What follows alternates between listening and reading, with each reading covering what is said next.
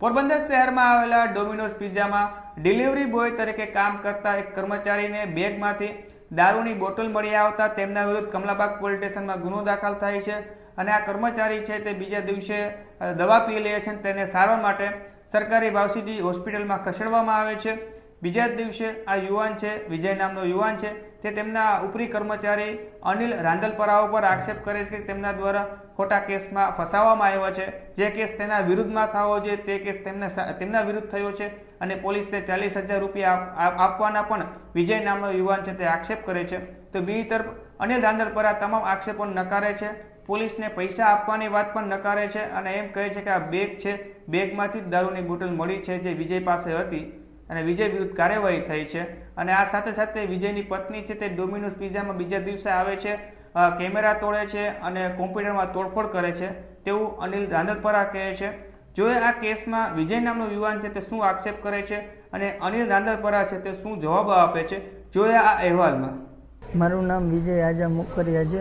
હું ડોમિનોઝમાં રાઇડર તરીકે નોકરી કરું છું અને મને શનિવારે રાતે અમારા જીડીએમ ડોમિનોઝના સાહેબ છે તેણે મને તેના રૂમે રાતે 9 વાગે બોલાવ્યો અને ત્યાં હું ગયો તો તેમણે હાર્દિક સાથે મને જવાનું કહ્યું। તો મેં હાર્દિકને પૂછ્યું, હું કહું ક્યાં જવાનું છે?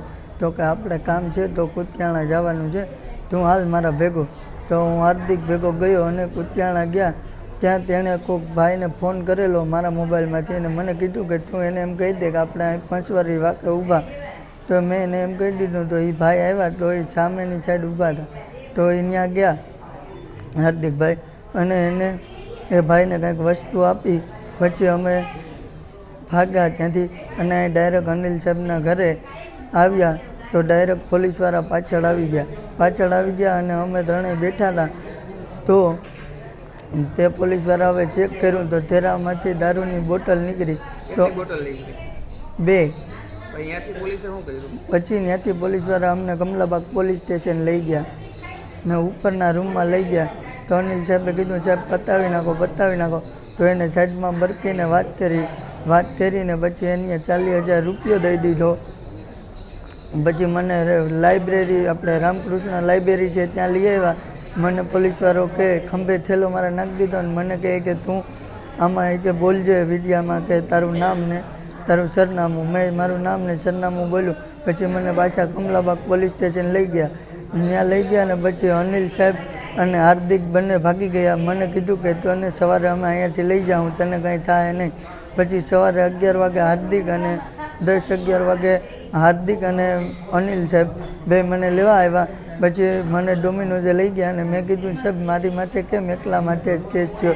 તમારો દારૂ હતો, તમારા ઘરેથી નીકળ્યો તો તમે મને હું ખબર વગર દારૂ લેવા મોકલ્યો। તો હું હાર્દિકે ભેગો હતો, મારી ગાડી કે કાંઈ મારું ઘર, મારી ગાડી કે મારું દારૂ કાંઈ નહોતું, મને ખબર નહોતી તો મારી માથે કેમ કેસ થયો? તો મને કે બંધ થઈ જાય કે છાનો મોનો થઈ જાય, તારે નોકરી કરવી ને બાકી કે બીજા કેસમાં ફાંહાવી દે કે કોઈ દી છૂટવા નહીં દો। પછી હું ઘરે ગયો તો મને દાદા આવે ને બધા ખીજાણા। તો હું પાછો કમલાબાગ પોલીસ સ્ટેશન ગયો। તો કમલાબાગ પોલીસ સ્ટેશન ગયો ને તો બહાર મને જે ભાઈએ કેસ કર્યો હતો ને એ ભાઈ પોલીસવાળા મળ્યા। તો મેં એને કીધું કે સાહેબ મારી એક માથે જ કેમ કેસ થયો? તો મને કે ખીજાણા અને મને ભગાડી દીધો ત્યાંથી।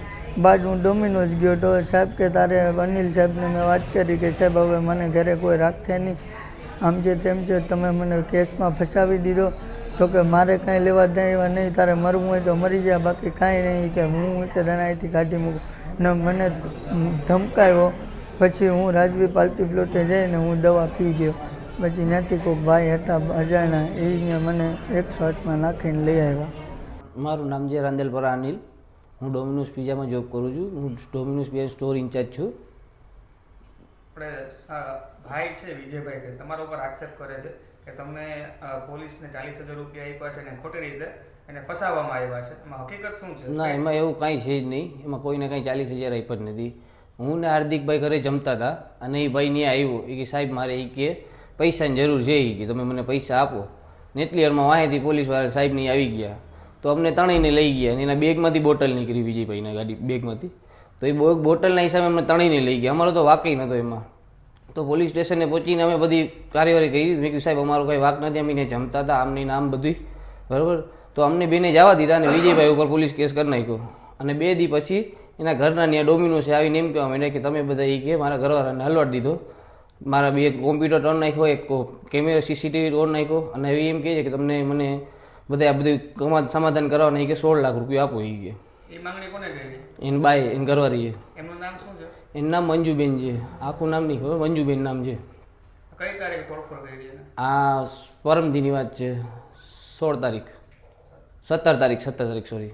અને આ તમે જમતા હતા એ કઈ તારીખે? એ 15 તારીખે રાતના 10-11 વાગ્યાની વચ્ચે. અને ભાઈ એવા આક્ષેપ પણ કરતા હતા કે ભાઈ પોલીસનો જે કોન્ફરન્સ હોલ છે ઉપરનું ત્યાં તમે એની હાજરીમાં 40,000 રૂપિયા પોલીસને આપ્યા. ના, એવું કંઈ નથી.